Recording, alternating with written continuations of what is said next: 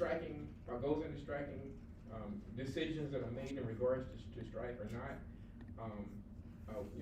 Whether or not you feel that I need to have a collective voice, and I need to be able to show not only myself and my students, and the greater good, that what I'm a part of, is so important, that I'm willing to make this kind of sacrifice in order to advance, not only myself as an individual, but also the profession at large. Okay, all right. So profession. Which is a good segue actually to my next topic. I actually read Harvard chapter 6. Actually, which talks about the music education profession. We've been talking about the teaching profession in general up to this point. So I kind of want to shift gears, and I want to talk about the music education profession.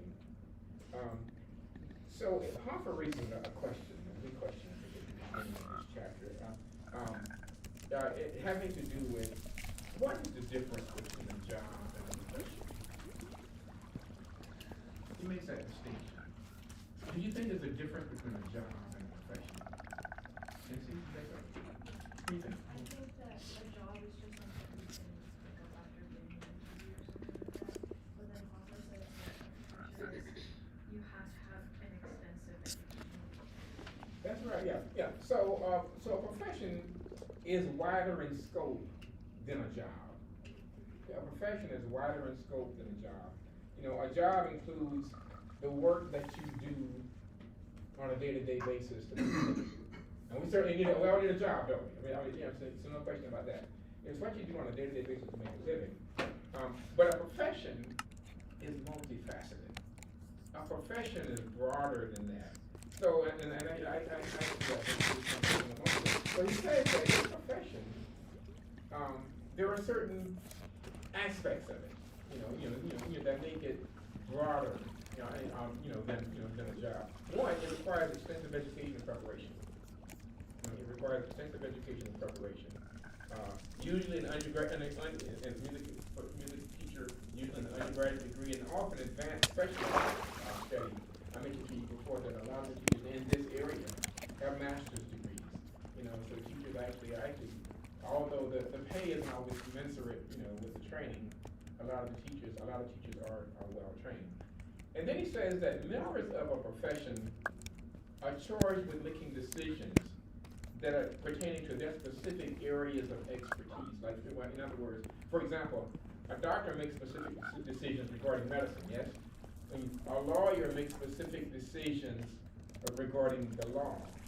Then as a music educator, we make decisions about our school music program, and the approach to teaching music, and what we think that students should learn and be gaining and walk away with when they finish our music programs.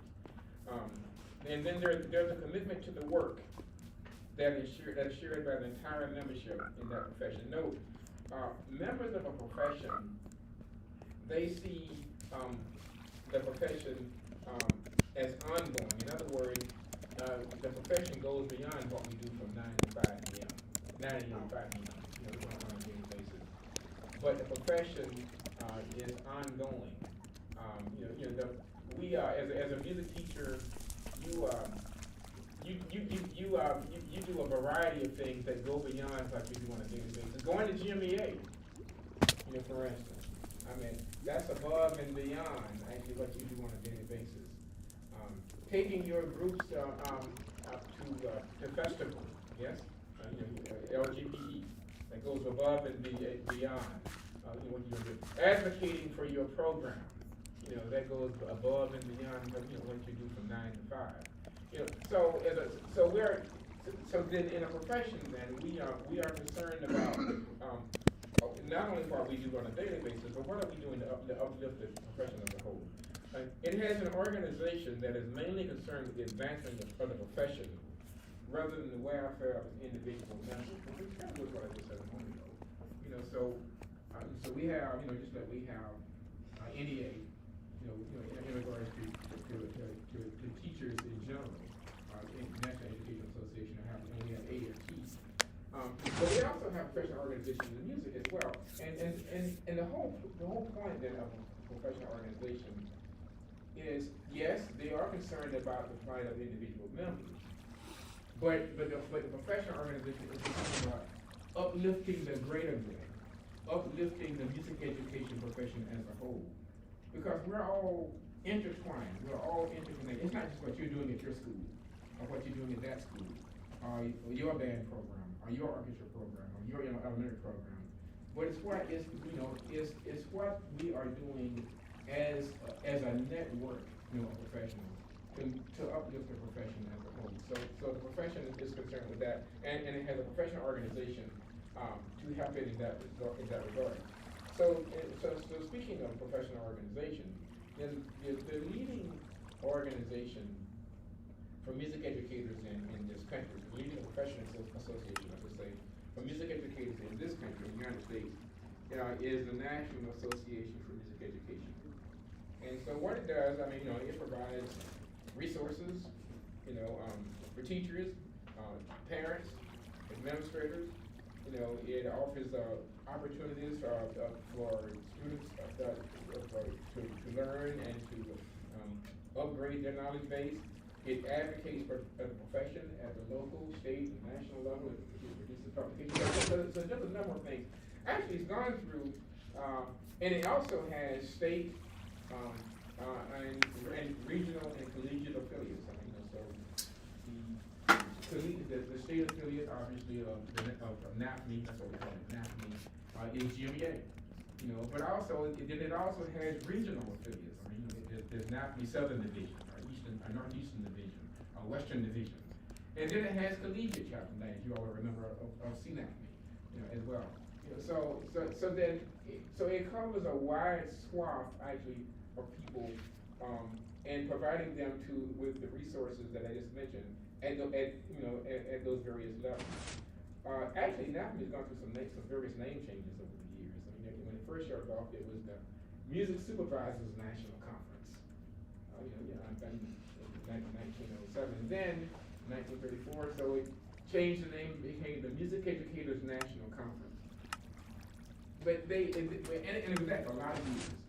But the thinking was that the organization began to think that people think that we're a conference when really we're an organization. Well, when you think about the name of the Music Educators National Conference, so when is your conference?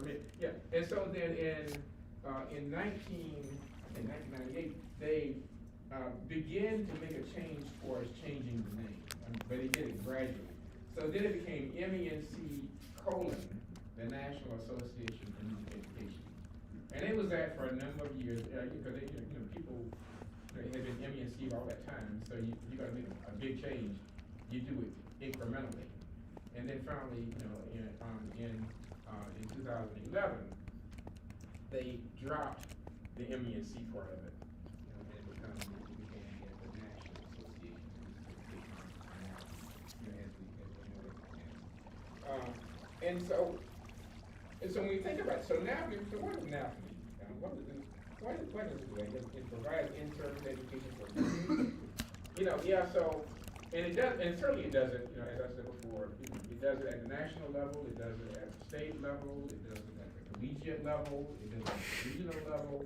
As a matter of fact, the national conference for NAFME happens every other year. So it happens every 2 years. And it's going to be in Atlanta the next time. It's going to be in Atlanta in September.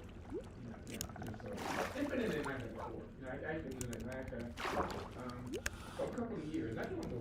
I think within the past 5 or 6 years, it's been in Atlanta. I know. And then during COVID, it was virtual. And then last time we had it, was not this past November, but the November before that. It was in Maryland. Actually, that's supposed to be DC. And then, of course, this time now it's coming back to Atlanta in September. And then it seeks to inform others outside of the profession about the value and nature of music. In other words, it helps to educate folks who may not have any idea of what we do as music educators, such as school administrators, school board members, parents, elected officials, and the general public. You know, when they're going to be different content. But also, we also need to make sure that the public, that they know what we're doing. Because if they have an idea of what we're doing, there's a greater likelihood they're going to support it, right?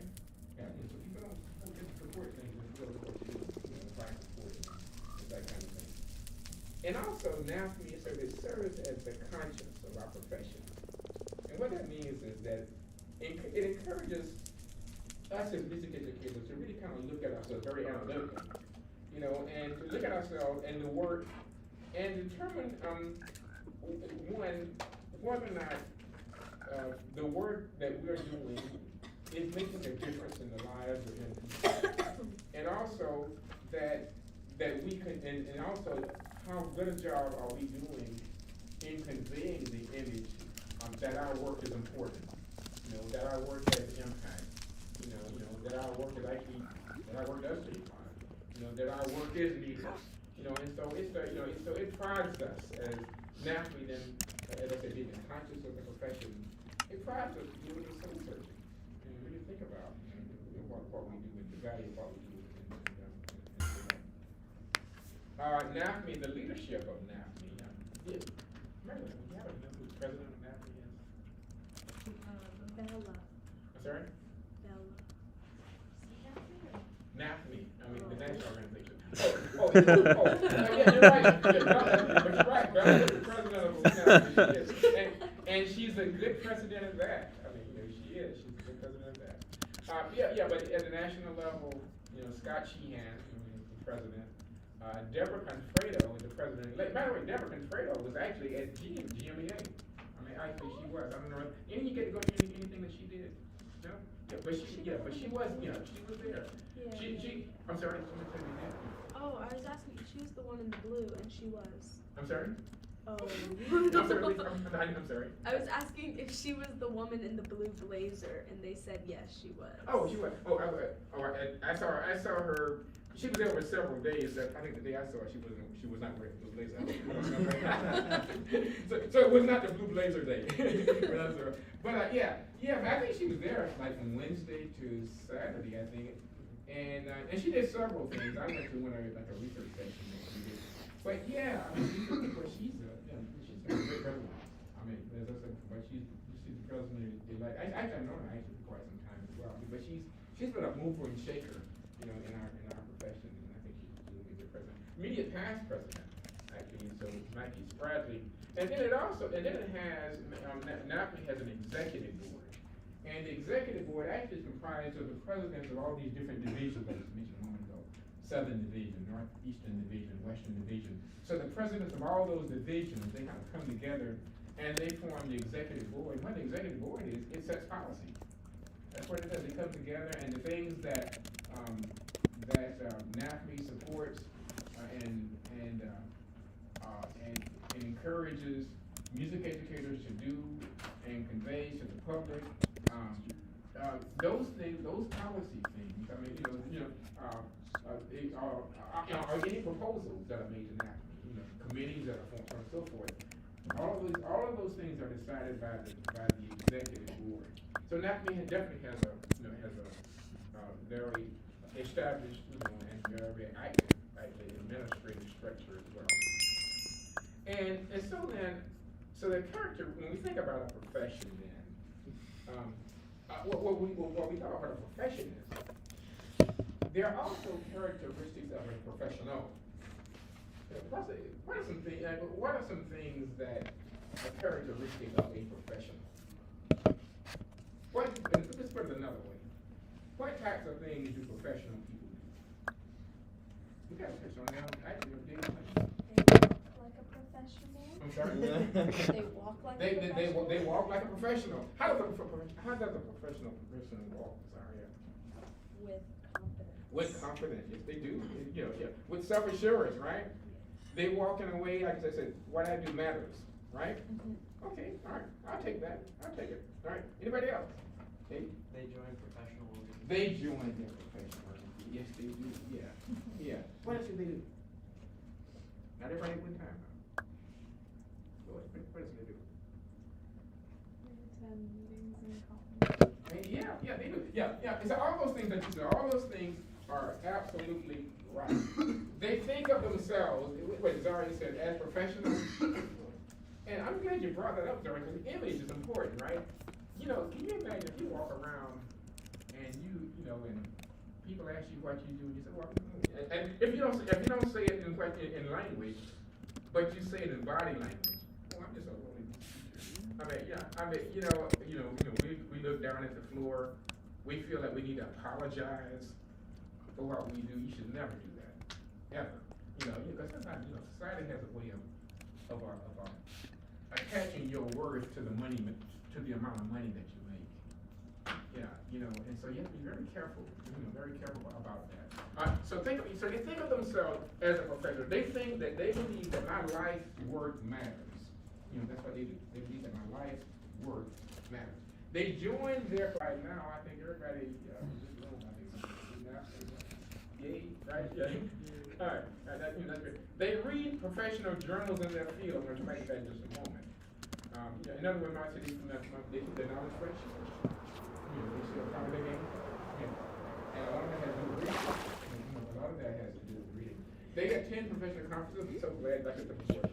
So you guys felt good going to see that, right? Yeah.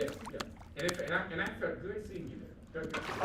Okay, and then they bring a high level of quality and professionalism to their work. And so when they think of themselves, they think that there are certain ways that I do my work, and I do my work in such a way that that's impactful, and that it makes a difference in the lives of people.